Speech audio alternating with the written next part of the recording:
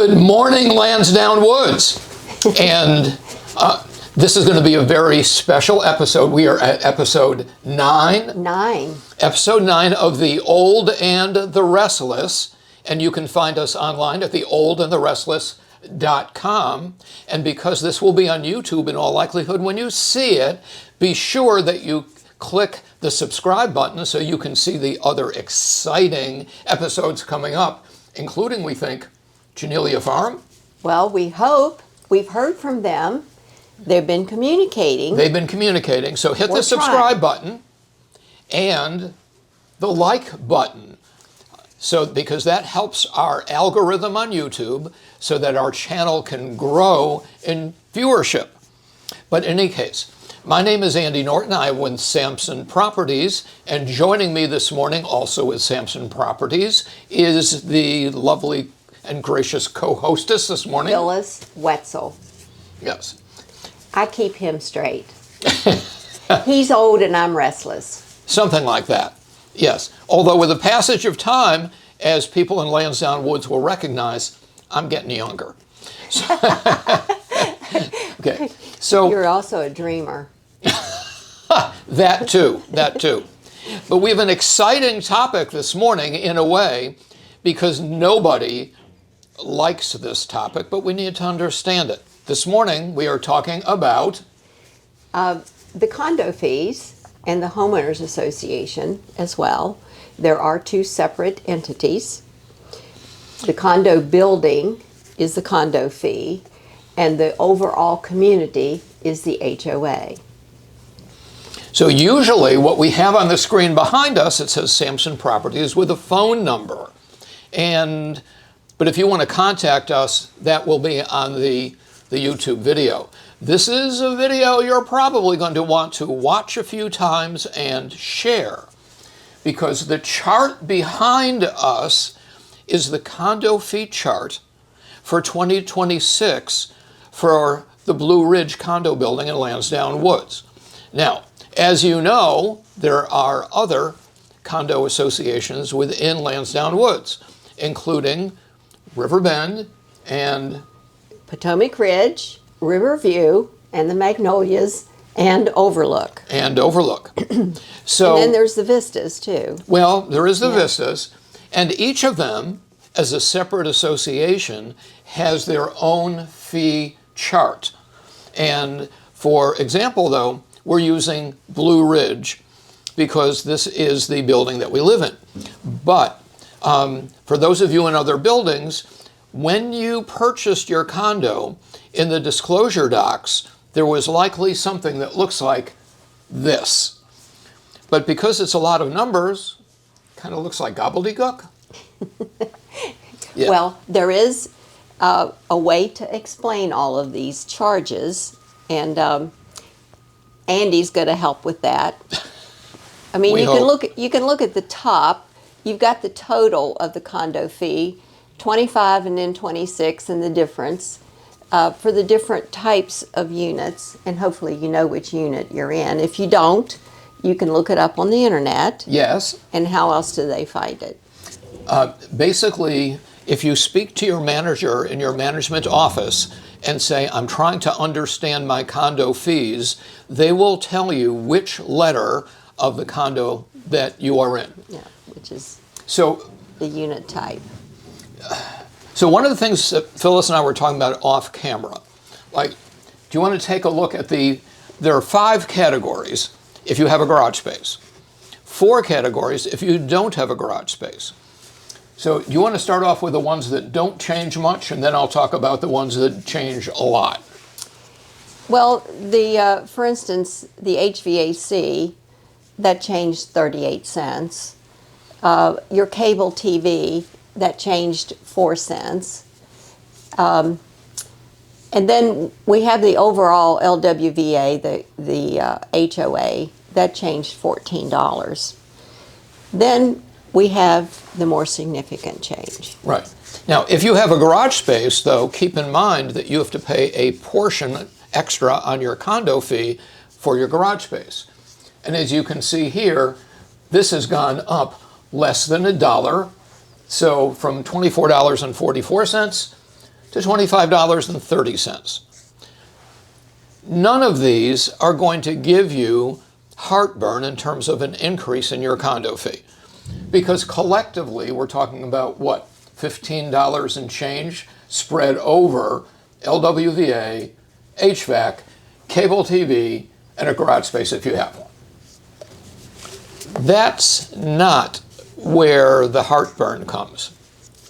Where does it come from, Where Andy? does it come from? Where is your heartburn, Andy? Yeah. Well, the heartburn comes from the increase in the association fee for the building that you live in. So we're going to use the top line as an example, but you can see even within Blue Ridge, starting with A and going through the letter P, there are many different floor plans. And the larger the floor plan, the more square footage you have, the higher your condo fee.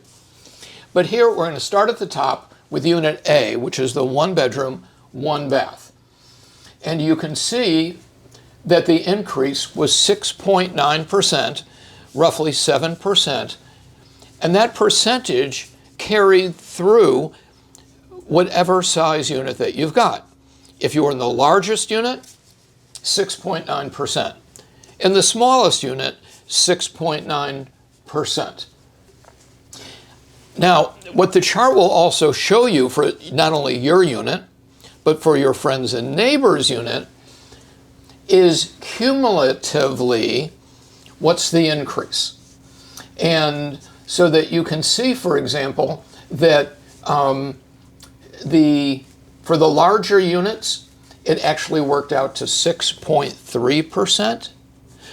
For the smallest units, 6.1%.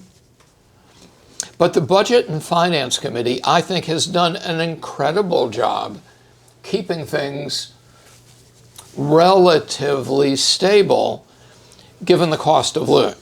Now, yesterday, in advance of our doing this video, we spoke to our manager, Laura.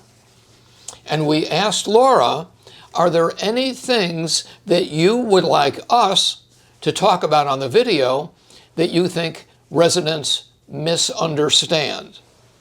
And she gave us a few. The number one seemed to be, how do you pay for your condo fees and pay it on time? And it's with a management company called Barkan. Right. And many of you might not know of Barkan Management. Because what Barkan does when you pay your, quote, condo fee, what people think of as the condo fee is actually the condo and the HOA and the HVAC and the cable TV and the parking. And all of those things together people think of as the condo fee. What Barkan does, and the only thing they really do, they collect the money and they slice it and dice it into the appropriate amounts to the penny, and they make sure that Lansdowne Woods as an HOA gets paid, Comcast xFinity gets paid, the HVAC gets paid, and that your building and the parking, if any, get paid. That's what Barkan does.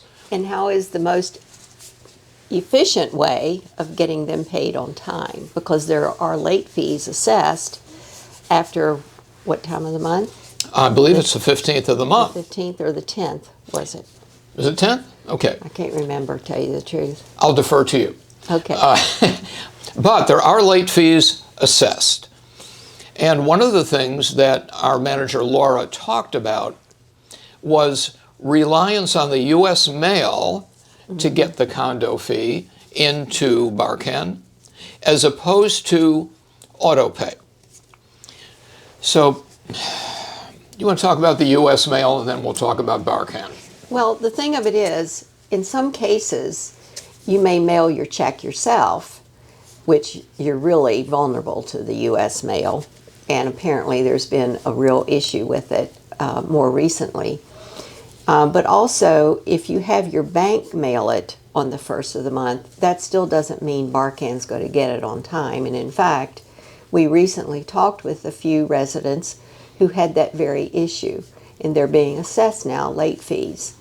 So if at all possible, have your condo fee sent in auto pay so that they get it on time. And if you need help with that, Laura will help you, walk you through how to set that up. To include, as long as you have an email address, she can even help you on the lobby computer to get that done. Is that what she said? That's correct. And regardless of what building somebody lives in, you can still speak to your building management, manager, and they'll help you with the auto pay. But, and this was an interesting thing that Laura brought up. So let's say you have two residents, and one pays their condo fee by dropping it in the mail on the 1st.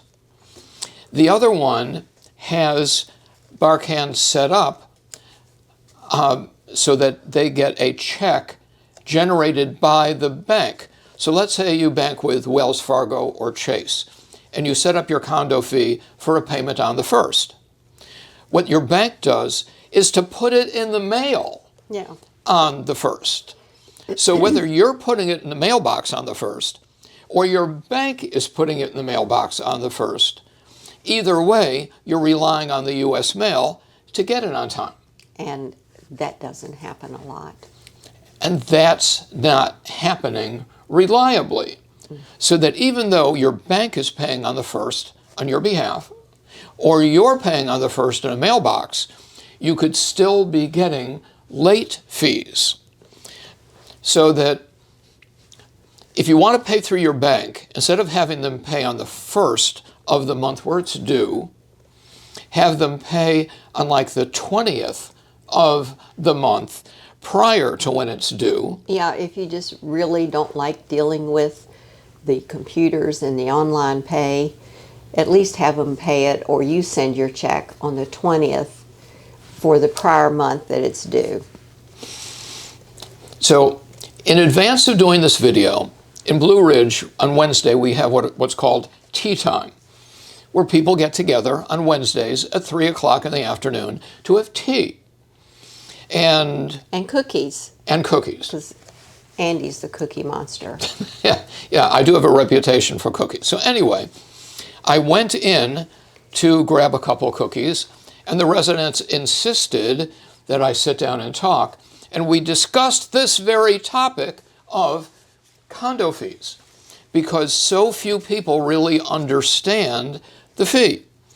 So there were a half dozen people seated around the table, and at least two of them did not have email addresses or computers, and they were sending in their condo fees either from their bank or through the mail and getting dinged with late fees. So this is an issue. It's a real issue. Yeah. So if you are set up for auto pay, terrific. And if you're not, definitely, regardless of the building that you're in, speak to your building manager and have them walk you through getting set up for auto pay. That's the most reliable one. Yes. So another advantage to auto pay. So you see the increases up here of roughly 6%. And incidentally, if you're in Magnolias, that number is going to be 13.9% for the next few years, which is a whole other topic. But you want to be set up for auto pay. When that number changes each year on January 1, if you're set up for auto pay, they'll draft your account for the new amount. Well, don't you have to go into Barkan and do a drop-down window to have that feature? I believe Laura explain something about that. There is a button to make the adjustment. Yes. If you're set up to let Barkan make the adjustment, then you don't have to worry about them taking out too little money. They will adjust it each year. They'll adjust it each year. But you have to go in and put that feature in. And you have to authorize them to do that. Yes. And it's and worth... And then make sure you have the money in your account. There is that. There is that. But otherwise, what they're going to be doing in January is taking out the lower amount from the prior year, and then you'll have a delinquency and a late fee. So it's definitely better to set up auto pay and let Barkan do whatever it is they want to do on your behalf. Another thing Laura mentioned is that many residents do not understand that the Lansdowne Woods HOA fee is included in the condo fee. Yeah. In the bill, once it's collected, it does include both. It includes both. But a lot of people don't understand that. Yeah. So what we're looking at here, if you bought recently, regardless of where in Lansdowne Woods you bought, this would be in your condominium disclosure documents. But it shows up in your documents in the appendix. And most people, if they read their disclosure docs at all, because if you remember doing this, you get a PDF. And even if you bother to open up the PDF, it's a gazillion pages with even more gazillion appendices. Most people would not look at this. And if they're not a resident yet, even if they looked at it, they wouldn't understand what they were looking at. So that you have many residents who, when it comes to condo fees, don't understand what they're paying, which is another reason that we're doing this. And we hoped we've helped clarify some of that. That's right. That was the goal. Is the goal. Now, another interesting variation on this, you have many residents who have family members, such as adult children, who are paying the condo fee on their behalf. So they're living in Lansdowne Woods, they're living in one of the condos, the fees are being paid for them by a family member, and they're oblivious to this also. So one of the things that would be really cool, if you are watching this and you're one of the people who has a family member paying your bills, please forward this video to whatever family member is paying your bills so that they'll understand what's going on too. And that they pay it on time. And that they pay it on time, which is a whole other thing. In terms of the different condo managements in each building, like I mentioned a moment ago, that Magnolias, for example, is going up 13.9%, whereas Blue Ridge is going up between roughly 6.9%. And doesn't that have something to do with the elevators? Elevators and roofs. So if you live within Lansdowne Woods now, or if you're planning on buying in Lansdowne Woods and you see this, the high-rise buildings, Blue Ridge, Potomac Ridge, Riverbend, Riverview. And Riverview. The high-rise buildings, each building has one roof. Each building has 3 elevators. The Magnolias have 3 buildings, which is 3 roofs and 6 elevators, 2 elevators per building times 3 buildings. In the high-rises, each building has 1 facade, and we've gone through a facade maintenance cycle. The Magnolias, 3 buildings are 3 facades. So they've got a lot more maintenance that they need to collect reserves for. Now, one of the things that Laura pointed out with these fees is that each of the buildings has an engineering firm that assists them in doing a reserve study. But all the reserve study is, and it's done every 5 years or so, is a projection into the future.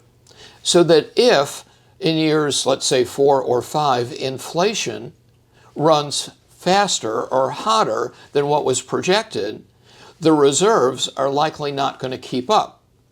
And my understanding is that in Magnolias, what happened is because they have 6 elevators rather than 3, and 3 roofs rather than 1, and 3 facades rather than 1, when inflation in the last few years was going hotter, their reserves were not keeping up. So that is an issue, and why either you as a resident, if you handle your own bills, or your family members, if they're handling bills for you, should really start attending meetings, either live or on Zoom, for the budget committee meetings for whatever building you're in, so that as a resident or a family member of a resident, you can be an educated consumer as to this stuff. And not just the building, but the homeowners, the LWVA, Well, yes. attend those meetings as well. Right. So the LWVA meetings, for the most part, for budget and finance, are on Zoom. But what budget and finance meetings do, and I mean every so often, and I was on this for a year before I resigned. Don't ask why I resigned. But while I was on the committee, and Wait a minute, there's a backstory there. Yes, there is. And so if any of you want a backstory on why I resigned from budget and finance, you can buy me a cup of coffee. Okay. Here, I'll buy you one. Okay. That was free because we're at NVAR for doing the recording. But in any case, every so often they go into executive session, as does the board of directors going into executive session for topics that are considered confidential in certain respects. Yeah. Okay.